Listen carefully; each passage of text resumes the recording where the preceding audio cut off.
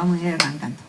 Muy buenas noches a todos, todas y todes. Desde la 97.5 de Estación Urbana, tenemos patria. Hasta las 23 horas seremos su compañía. Bueno, en este día lluvioso, nublado, hemos tenido 14 grados de temperatura máxima y 10 de temperatura mínima. Y en este momento, pasaditas las 21 horas, tenemos 14 grados de temperatura. Una sensación térmica de 13 grados, llegando a la medianoche con 13 grados de temperatura y 5% de posibilidades de lluvia. Para mañana viernes se anticipa una máxima de 18 grados y una mínima de 10. Y para el sábado, 17 grados de máxima y 8 de mínima, con 10% de posibilidades de lluvia para mañana y 11% de posibilidades de lluvia para el sábado. Así estamos, queridos conciudadanos. Bueno, vamos a saludar a nuestro querido compañero de trabajo y vamos de lleno con el programa de esta noche que tenemos invitado, no se lo pierdan, está Carlitos Godoy con su micro de historias y un montón de otras cosas. Buenas noches, Tony, ¿cómo estás? Un gusto. Hola, buenas noches, Normita, buenas noches a todos, todas, todes. Como siempre decimos, nuestro programa está dedicado a la verdad y nada más que la verdad. Para eso cotejamos toda la información en medios locales, nacionales e internacionales, porque debemos seguir combatiendo las noticias falsas que tanto daño han hecho y hacen a nuestro país como al resto del mundo. Y bueno, y como siempre tenemos que dar lectura a algunas de nuestras frasecitas. Algunas son inamovibles y otras y otras van cambiando programa a programa. Primera frase: la economía y el libre mercado son solo afirmaciones para el consumo de los tontos e ignorantes. La economía nunca es libre. O la controla el Estado en beneficio del pueblo, o la controlan las grandes corporaciones en perjuicio de este. ¿Qué es lo que sucede con este modelo económico que nos quieren imponer a fuerza de palos, miseria, hambre, cierre de fuentes de trabajo, etcétera, etcétera? ¿Dónde está la plata que ahorró Milei con el brutal ajuste? Porque se sigue pidiendo plata a los Estados Unidos y endeudando al pueblo argentino. Escuchar a Luis Juez hablar de honestidad es como escuchar a Macri hablar de honestidad. Sin soberanía política, económica, industrial y territorial no hay independencia. No hay independencia. Grábenselo bien. La primera ley que sacó el primer gobierno patrio fue el libre comercio con Inglaterra, escrita por un inglés. Así arrancamos. En 10 años los nacimientos cayeron a la mitad. Nace una nueva preocupación, la caída de nacimientos. Cierran las maternidades por falta de natalidad. Y sí, con un gobierno que donde predomina el hambre y la miseria, ¿qué podemos esperar? Que sigan trayendo niños al mundo para que se caguen de hambre. Es bueno recordar que el autor del proyecto de Zonas Frías fue Máximo Kirchner durante el mandato de Alberto Fernández. Los habitantes de esas zonas que votaron mayoritariamente por Javier Milei recuerden quién les reconoció ese derecho y quién se los está quitando. Los charlatanes que capitanean bandas políticas dicen que el gobierno peronista ha arruinado al país. Nosotros sabemos que el esfuerzo más grande ha sido para pagar las deudas que ellos contrajeron y para recuperar los bienes que ellos entregaron por moneditas de coima a sus amos de ayer y de hoy. Hay una diferencia entre ellos y nosotros. Esa diferencia está en los hechos mismos. Esto lo supo decir Juan Domingo Perón hace ya bastantes años y sigue siendo vigente. Malestar en el ejército contra Milei. No tenemos ni para comer. Este 25 de mayo se conoció una explosiva carta de militares del ejército, la Armada y la Fuerza Aérea denunciando hambre, salarios destruidos y un malestar interno que no se veía desde hace décadas. Suboficiales y oficiales aseguran que en algunos cuarteles ya no hay comida y que muchos efectivos no logran cubrir necesidades básicas. Es una vergüenza. El documento denuncia recortes en combustible, mantenimiento y servicios esenciales. mientras, según afirman, los altos mandos viven como oligarcas, lejos de la realidad que atraviesa el personal militar. También advierten sobre falta de ropa, crisis en las bases y una estructura que se cae a pedazos. La carta describe una fuerte fuga de personal, creciente desesperación dentro de las fuerzas y acusa al gobierno libertario de haberse convertido en el peor enemigo de las Fuerzas Armadas argentinas. No hay ni para comer, resume uno de los fragmentos más duros del texto difundido este 25 de mayo. Cortan la luz en los cuarteles por falta de pago y reducen la comida a la mitad. La crisis del ejército argentino se profundiza por el ajuste presupuestario, obligando a reducir actividades en los cuarteles porque no pueden pagar la luz ni sostener servicios básicos. Además, las raciones fueron achicadas a la mitad, mientras crecen las deserciones por los bajos salarios. En distintas unidades militares ya recurren al trueque de bienes esenciales por comida o repuestos para mantener una mínima operatividad. La falta de recursos deja a las fuerzas en una situación de precariedad alarmante y con infraestructura cada vez más deteriorada. La polémica aumenta por la venta de tierras y edificios militares, mientras los fondos son utilizados para sostener las metas fiscales. El resultado es una defensa nacional debilitada, descapitalizada y paralizada. En Bolivia, mientras tanto, muestran y denuncian a Milei por el envío de material bélico. Bolivia muestra al mundo los cartuchos de gas lacrimógeno y las balas de metal que, según denuncian desde La Paz, habría enviado Javier Milei en aviones Hércules C-130 para reforzar la represión contra el pueblo boliviano. En medio de marchas, cortes y violentos choques con la policía en La Paz, Cochabamba y Oruro, recuerdan el antecedente del golpe contra Evo Morales en 2019 y aseguran que otra vez Argentina habría enviado material bélico y antidisturbios para sostener el régimen neoliberal, mientras ya se cuentan decenas de muertos y crece la tensión social en todo el país.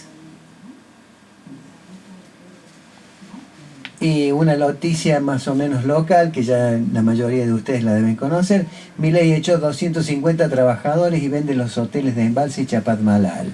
El gobierno echó a 250 trabajadores de los complejos turísticos de Chapatmalal y Embalse y avanzó con la venta de los históricos hoteles de turismo social argentino.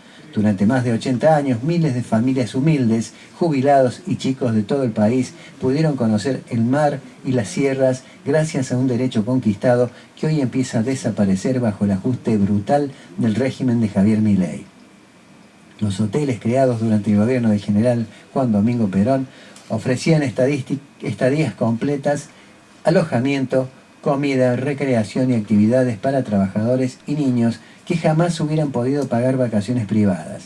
Chapatmalal y Embalse fueron símbolos de inclusión social, igualdad y acceso al descanso para el pueblo trabajador argentino. Mientras continúan los despidos, el cierre de programas sociales y la destrucción del Estado, cientos de familias quedan sin trabajo y millones de argentinos pierden otro derecho histórico. El turismo social no era un privilegio, era una conquista del pueblo que hoy el modelo neoliberal busca borrar para siempre. Y pasemos a nuestro invitado ya directamente. Anuncialo. Está con nosotros acá nuestro queridísimo Carlitos Godoy, hombre de letras, si los hay, persona que cariñosamente nosotros decimos que es una biblioteca con patas, una enciclopedia con patas, que con solo 4 comidas diarias tiene un caudal de conocimientos espectacular. Y por eso lo traemos, porque nos interesa que él comparta su conocimiento con todos ustedes y por supuesto con nosotros, porque siempre hay algo nuevo para aprender, porque siempre alguna cosita se nos queda por ahí. Hay que aprovecharlo. Y hay que aprovechar porque es muy bueno conocer la historia de las cosas, es muy importante, porque un pueblo sin memoria repite los errores del pasado. Y muchas veces en la historia nos han contado cualquier cosa también, ¿no? Sí, aparte. Así que siempre a conveniencia del gobierno de turno. Exactamente. La mayoría de las veces. no imaginarlo. Volvamos, ¿viste? A Bartolomé Mitre. Exactamente. Buenas noches, Carlito. ¿Cómo estás? Un gusto tenerte acá nuevamente Tony, en el Norma. programa. Sí. Gracias por el espacio. Y bueno, No, por también favor, saludar es un gusto. a tu audiencia. Sí, el mes de mayo, ¿viste? Tiene acontecimientos, ¿viste? De distintos colores. Incluso el 25 de mayo, ¿viste? La historia que nos enseñaron, la que yo recuerdo en la escuela primaria, Sí. y parte, ¿viste? De la escuela secundaria, está nada más alejado de la realidad histórica, ¿viste? O la realidad más o menos objetiva. Pero bueno, y mañana se cumple el 57 aniversario del Cordobazo. Algo había leído, sí. Y vale la pena recordarlo. El sentido fue una insurrección popular llevada adelante, ¿viste? Por obreros y estudiantes. Sí, una explosión de clase obrera. O sea, para ver en otros tiempos, recién Tony hablaba de lo que pasa en Bolivia, y nosotros con una situación 1000 veces peor que la de Bolivia, ¿viste? Y no hay respuesta. Y siguen las tradiciones de todo terreno, ¿viste? Las gachadas, cosas que ocurren que hace que la Argentina sea, ¿viste? Lo que es hoy, una situación semicolonial. Entonces lo que yo traía es justamente en un libro del Cordobazo, es sobre Agustín Tosco. Lo que quiero leer es parte del prólogo del libro que hizo Osvaldo Valle. Osvaldo Valle ha sido entre los mejores investigadores de la historia del país. Bien. Donde incluso los radicales lo odian porque el tipo fue el que investigó todo lo que pasó en el sur de la Argentina, en el primer gobierno de Irigoyen, el fusilamiento de peones rurales. Por eso los talleres Bacena. Bueno, por eso lo detestan. Es lo mismo, ¿viste? La parte que voy a leer, una parte dice o comenta por qué lo odiaban a Tosco. O sea, para ver. Pero en el libro dice Tosco escribía en 1969, justamente hace 57 años, en pleno esplendor neofranquista del Ongañato. Estas palabras profundas, estas verdades profundamente dolorosas por reales. Y acá viene toda la parte donde describe en aquel entonces. Porque es cierto que en nuestro país la miseria margina a grandes grupos humanos. En la ciudad y en el campo, la existencia de la bella miseria es una prueba elocuente de la explotación del hombre por el hombre. La otra cara del lujo y la suntuosidad, la expresión más dramática de la falta de humanismo, donde la desnutrición, la enfermedad, el analfabetismo, la promiscuidad no son cualidades específicas de sus habitantes, sino consecuencias, efectos de la riqueza acumulada o despilfarrada por los sectores que gozan de todos los privilegios. Porque es cierto que en nuestro país muchas familias no encuentran posibilidad de educación para sus hijos, así por falta de recursos económicos, como por la insuficiencia de escuelas, como por la carencia de bancos, por lo oneroso que resulta cada vez más el precio del transporte, de los útiles y libros escolares, de la indumentaria, de las cooperadoras. Porque es cierto, en nuestro país se traba el justo reclamo de la juventud para su capacitación técnica o cultural, por sus problemas económicos, por la imposición de aranceles cada vez mayores, por el selectivismo, el limitacionismo y la falta de perspectivas posteriores. Porque es cierto que en nuestro país la mujer no tiene igualdad de derechos, aún en las limitaciones de los mismos que goza el hombre. Y es sabido que sobre ellas es donde recae la mayor explotación económica, tanto en las tareas rurales como el comercio, la industria o los servicios. Porque es cierto que en nuestro país los hombres y mujeres del campo están sometidos a explotación cuando trabajan, en especial en sus ingenios, actividad forestal, frutícola, cerealera, y sobreviven en la indigencia en los periodos de receso, sin perspectiva de colocar su capacidad de trabajo en otras ocupaciones. Porque es cierto que en nuestro país la mayoría de quienes gozan de ingresos medianos no tienen otra perspectiva que el estancamiento o la proletización, salvo el pequeño núcleo de ejecutivos cuya condición de promoción está supeditada a su identificación con políticas empresariales de contenido regresivo. Porque es cierto que en nuestro país la falta de desarrollo económico obliga al éxodo de especialistas, técnicos y profesionales que no encuentran ocupación para aplicar sus conocimientos. Porque es cierto que en nuestro país, a medida que pasa el tiempo, se va acentuando la extorsión, el encorpamiento o la transferencia de las empresas nacionales, públicas y privadas a los grandes monopolios extranjeros o a su supeditación y condicionamiento a los intereses de los grandes organismos financieros internacionales como el Banco Mundial, el Banco Interamericano de Desarrollo, el FMI, puesto al servicio de la dominación yanqui en América Latina. Porque es cierto que en nuestro país todo eso origina la frustración de legítimas aspiraciones y crea un clima de angustia colectiva. Tosco escribió esto apenas acabado el Cordobazo. Parece escrito hoy en nuestra realidad de hoy. Nótese su claridad, su estilo llano. Dice más adelante, si Tosco volviera a ver la luz hoy, con los piqueteros hambrientos en la ruta, con los horarios de trabajo establecidos nada más que por el patrón, con las ancianas mujeres desdentadas de los basurales y los niños argentinos comiendo la basura que tiran los McDonald's, se podría organizar otro Cordobazo, con todo el pueblo solidario. Tal vez le costaría años, pero él no se daría por vencido. No, entraría en la Universidad Popular de las Madres y daría una clase magistral sobre cómo organizar la resistencia de los pueblos. A la violencia de arriba, la palabra de protesta de abajo. A la bala represora, el puño cerrado y la piedra en defensa del derecho. La violencia actual de los poderes económicos y sus amanuenses políticos harán nacer irreversiblemente en las calles el progreso que traerá sin nuevos toscos. Los toscos no se extinguen, se repiten. Exactamente, se reproducen, ¿no? 57 años. Si esto, dijéramos que está escrito con este gobierno, casi todo encaja. Sí, es que es como que se repiten las historias, las etapas. Acá crecemos un poco y retrocedemos. Una continuidad, ¿viste? Porque exactamente. El tema es que el pozo en el que estamos ahora, el gobierno que venga, que no sean estos tipos, la tarea, te digo, es durísima. Va a ser muy ardua, sí. Porque claro. incluso están buscando las formas de cómo proveer un marco legal para todos la corrupción. Claro, sí, exacto.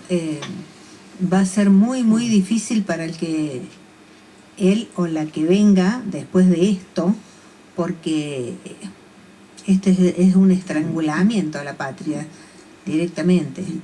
Y en realidad, viste, yo había preparado otra cosa. Ajá. Acá, pero como es la Universidad de Córdoba, yo hice un programa de radio esta mañana y ya después no vuelvo más hasta la semana que viene. Entonces, claro, entonces busco algo más o menos, viste, leerlo, viste, lo que ya está escrito, más allá de lo que uno piense. Incluso tenía, pero ya es suficiente, un folleto que habían publicado la Universidad Provincial de Córdoba sobre Cordobazo. Ajá. Donde escriben, viste, la mayoría son mujeres, pero me llamó la atención porque hay una que era fue vicerrectora y otra que es rectora de la Universidad de Villa María. O sea, para ver la situación, por ejemplo, del sistema de educación. ¿Cómo se desata el Cordobazo, Carlitos? En realidad, cuando se produce el golpe que derroca a Arturo Illia, la asunción de Onganía es la introducción de la doctrina de seguridad nacional en aquel entonces, que está basada sobre la tesis del enemigo interno. ¿Quién es el enemigo interno? El pueblo. Ajá. Nunca fue abolida. O sea, para tener entonces, claro. El tema era las luchas de la época.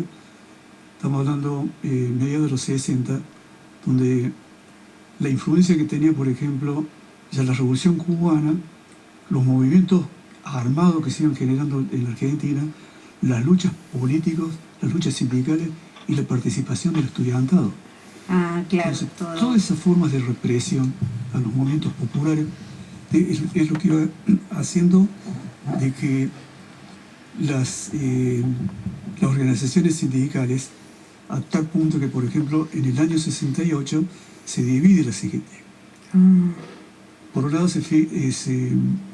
la extinción de la CGT, lo que sigue actualmente, los grandes líderes que tuvo aquella CGT fue Raimundo Ongaro y Agustín Tosco. Agustín Tosco, sí. A Raimundo Ongaro le mataron un hijo de 16 años y le habían cambiado la cárcel por el destierro, pero terminó en Perú.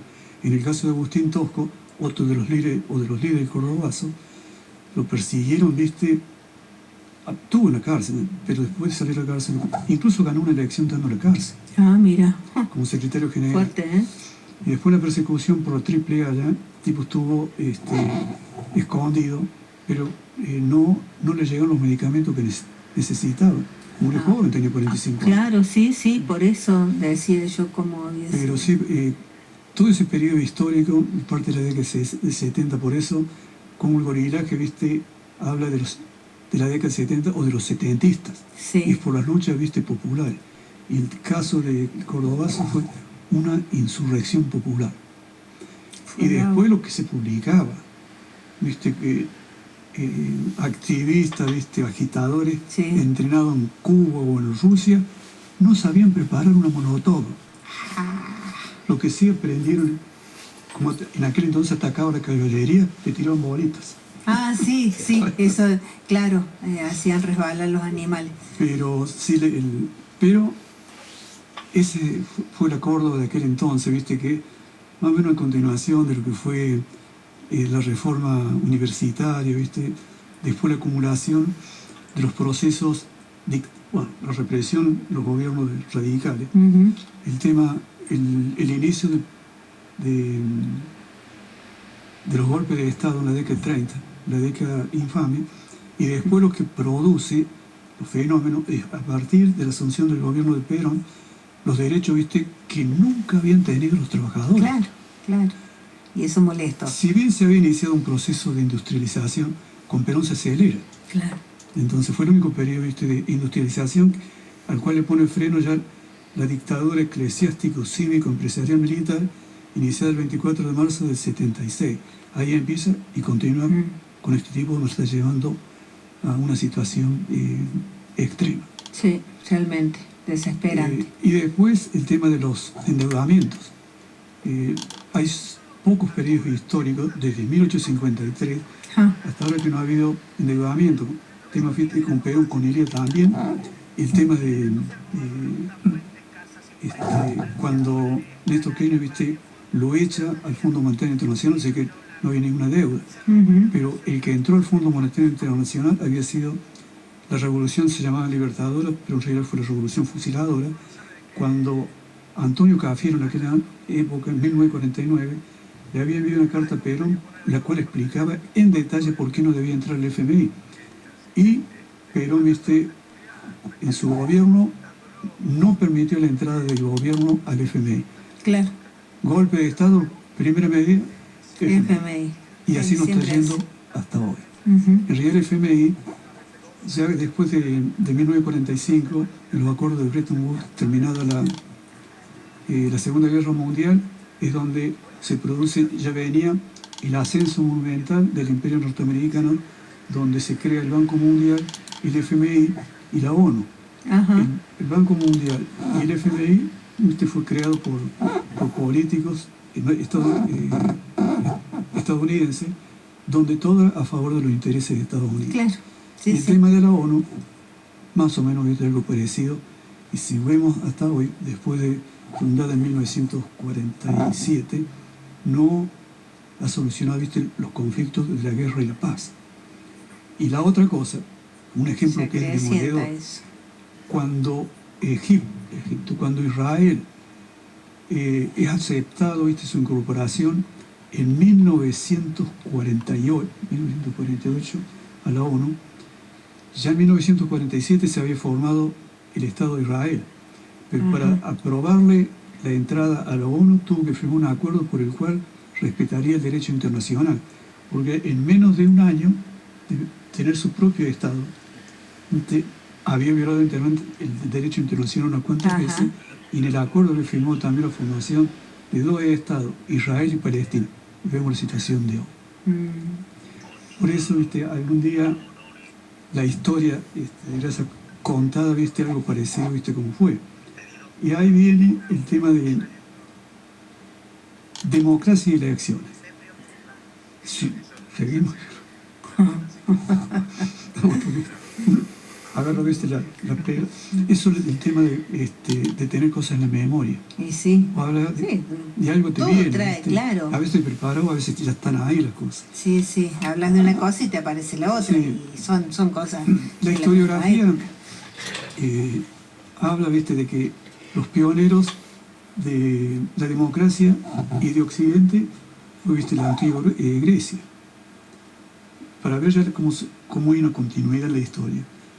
Cuando entran en guerra Atenas con el imperio persa, la consigna era democracia versus barbarie. Ajá. 450 años antes de Cristo, estamos hablando de 2700 y pico de años. Y de ahí sigue, por ejemplo, el periodo de democracia en Atenas con Péricles. Votaban solamente los nacidos en Atenas, y estuvieran más o menos acomodados. No podían votar las mujeres, no claro. podían votar los esclavos, ni los pobres. Entonces, Y no, votaba toda la clase alta, digamos. ya, después uno sigue el hilo, viste, de esa democracia y elecciones. Y la guerra de Peloponeso pierde a Atenas, la guerra contra Esparta. Y luego la Esparta primero abolir la democracia, poner un parate. Pero un año después, Macedonia fue el que la restituye. No, Macedonia fue el de que le elimina después la democracia. Elimina la democracia. Y después, viste, viniendo más cerca en la historia, porque lo que nos cuenta la historia, el periodo de oro en la época de Péricles, en la antigua Grecia, viste, es donde está la madre, viste, de las artes, la cultura, la filosofía y la mar en coche. Como viste, si lo otro no hubiera existido. Exacto, sí. O sea, parece que lo único que los romanos, viste, hicieron fue una continuidad de lo iniciado por los griegos. Y si vos ves, para ver ya en la historia más parecida o más cercana a nuestra época, los últimos 500 y tantos años, viste, de Occidente, el colonialismo. Colonialismo criminal, genocida. Tremendo. Donde el imperio más grande que hubo fue el imperio británico, viste, que había conquistado 65 países en los 5 continentes. Pero para poner un solo ejemplo de lo que fueron todos los imperios, pero estamos hablando, viste, de lo que ocurrió, viste, con el occidente, tan cristiano, tan democrático. En la India fueron responsables en 40 años de la muerte como de 160 millones de seres humanos. Wow. Para tener, viste, una idea de... Una idea. De ahí la India llevaron el opio a la China. La China no tenía opio. Sí. Ajá. Entonces, como resultado de introducir el opio, era, viste, té mezclándose con té, viste, producía el efecto de droga. Y en realidad lo que era, viste, era como apabullar, viste, al pueblo chino. Y ahí es donde se produce lo que llaman los mismos chinos, ellos, viste, el siglo de la humillación. Hubo 2 guerras, una en 1832, también 1840, y la otra de 1852, 1856. A ella fue aliado con los franceses, pero cuando se tienen que ir, viste, los chinos, le aplican la legalidad imperial, y China tuvo que pagarle 700, al precio de hoy, 760 millones de dólares, Wow. ¿viste? Para resarcirlo por el tema del opio que habían destruido los chinos y por los daños producidos a los traficantes de opio. ¿Qué tal? Para ver, viste, imagínate que escribir la historia, pero agarrar a veces cosas puntuales. Agarremos el imperio francés en Haití. Haití fue el primer país negro, viste, en independizarse. Ajá. Bueno, Claro. conquistado por los franceses, tan tiernitos los franceses. Cuando son expulsados, viste, de Haití, le cobran a Haití una deuda, viste, por perder su colonia al precio de hoy, 21.000 millones de dólares. Era el 80% de toda la riqueza que tenía Haití. Desde entonces nunca Haití pudo recuperarse de la miseria que tiene hoy. Y claro, Y esto estamos hablando hace semejante. 2021 creo que fue, cuando Aristides era el presidente de Haití, fue que pidió resarcir los 21.000 o 21.700 millones de dólares a Francia. Al año siguiente fue destituido por un golpe apoyado Francia y Estados Unidos. Abajo, Estados Unidos metiéndose siempre. ¿Cuándo no? Entonces, Ay, Dios. El Este tema mundo. de la democracia, bueno, ¿eso es democracia? Pregunta. No tiene Pero nada de la democracia. única parte buena que encontré de los británicos, que John Stuart Mill, un economista de la economía clásica, imperialista, porque era empleado de las Indias Orientales, y escribió memorando y todo tipo de cosas para el imperio británico y para la empresa de las Indias Orientales. Había propuesto que votaran las mujeres, lo trataron de loco. Y ahí viene la parte, que la tengo anotada acá porque como tengo un mambo en la cabeza de